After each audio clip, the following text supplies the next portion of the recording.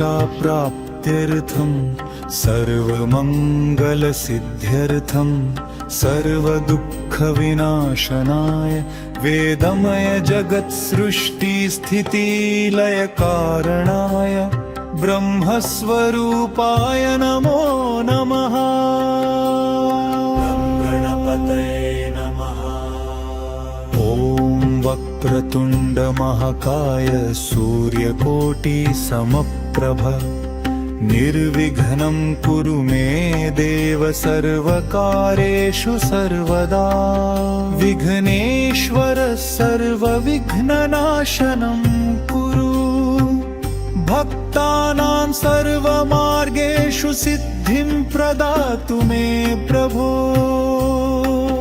ॐ ऐं क्लीं चामुण्डाय विच्चे सर्वाबाधा प्रशमनं कुरु कुरु स्वाहा।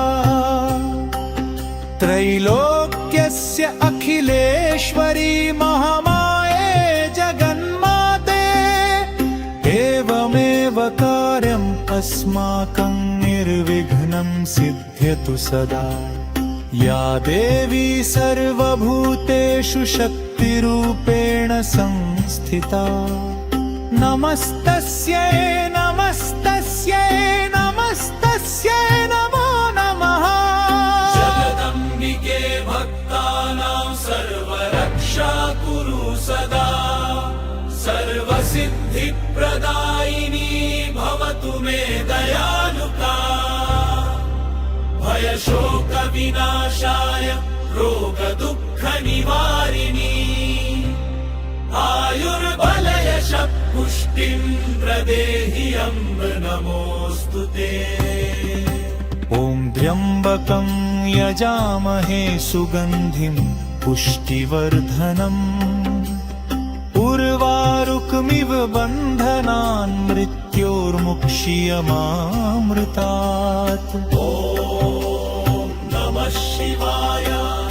शिवो मे चेतना शिवो मे प्राणः शिवो मे मनः शिवो मे सर्वं।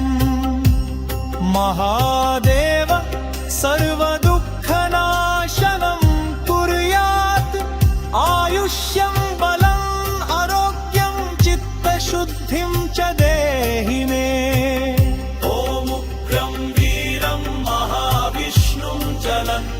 सर्वतोमुखं त्रिसिंहं भीषणं भद्रं मृत्युर्मृत्युं नमाम्यहम्। ॐ नमो भगवते नरसिंहाय सर्वोपद्रवनिवारणाय स्वाहा। भक्तानां सर्वदुःखभयविनाशनं कुरु प्रभो। ॐ श्रीरामाय नमः। लोकाभिरामं श्रीरामं नमामि। आपदानपहर्तारं दातारं सर्वसम्पदां। रामनामग्रहेण भक्तानां सर्वरक्षा भवतु।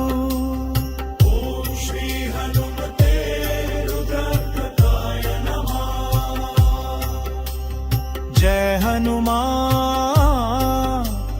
ज्ञानी गुणसागर भूत प्रेत पिशाचादि सर्वभय विनाशक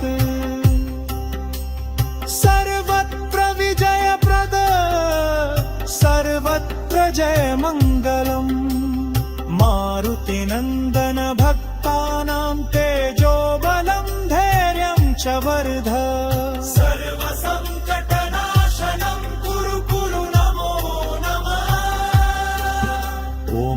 कालभैरवाय विद्महे कालान्तकाय धीमहि तन्नो भैरवः प्रचोदयात्। हटुकाय अपराजिताय कालभैरवाय नमः। रात्रो भैरवः पातु सर्वदुःखभञ्जनम्। दृष्टिदोषनिवारणं कुरु अभयं प्रकहि माम्। ॐ भूर्भुवस्वः इन्द्रपूर्वे पातु यमः दक्षिणे पातु वरुण पश्चिमे पातु कुबेर उत्तरे पातु ऊर्ध्वं ब्रह्मा पातु अधः अनन्तः तु सर्वतो भद्रं रक्षतु शुभारक्षास्थायिनी भवतु।